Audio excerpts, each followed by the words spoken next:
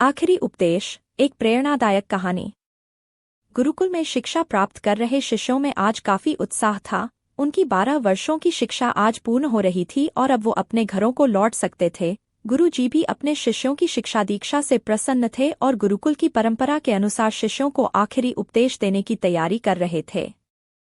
उन्होंने ऊंची आवाज में कहा, आप सभी एक जगह एकत्रित हो जाएं, मुझे आपको आखिरी उपदेश देना है। गुरु की आज्ञा का पालन करते हुए सभी शिष्य एक जगह एकत्रित हो गए। गुरुजी ने अपने हाथ में कुछ लकड़ी के खिलौने पकड़े हुए थे। उन्होंने शिष्यों को खिलौने दिखाते हुए कहा, आपको इन तीनों खिलौनों में अंतर ढूंढने हैं। सभी शिष्य ध्यानपूर्वक खिलौनों को देखने लगे। तीनों लकड़ी से बने बिल्कुल एक समान दिखने वाले गुड्डे थे। सभी चकित थे कि भला इनमें क्या अंतर हो सकता है। तभी किसी ने कहा, अरे ये देखो, इस गुड्डे के में एक छेद है। यह संकेत काफी था। जल्द ही शिष्यों ने पता लगा लिया और गुरुजी से बोले, गुरुजी, इन गुड्डों में बस इतना ही अंतर है कि एक के दोनों कान में छेद है, दूसरे के एक कान और एक मुंह में छेद है, और तीसरे के सिर्फ एक कान में छेद है। गुरुजी बोले, बिल्कुल सही, और उन्होंने धातु का एक पतला तार देते हुए उसे कान के छेद में डालने के लिए कहा।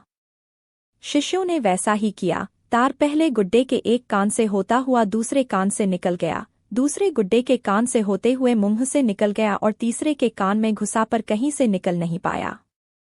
तब गुरुजी ने शिष्यों से गुड्डे अपने हाथ में लेते हुए कहा, प्रिय शिष्यों, इन 3 गुड्डों की तरह ही आपके जीवन में 3 तरह के व्यक्ति आएंगे। पहला गुड्डा ऐसे व्यक्तियों को दर्शाता है जो आपकी बात एक कान से सुनकर दूसरे से निकाल देंगे। आप ऐसे लोगों से कभी अपनी समस्या साझा ना करें। दूसरा गुड्डा ऐसे लोगों को दर्शाता है जो आपकी बात सुनते हैं और उसे दूसरों के सामने जाकर बोलते हैं। इनसे बचें और कभी अपनी महत्वपूर्ण बातें इन्हें ना बताएं।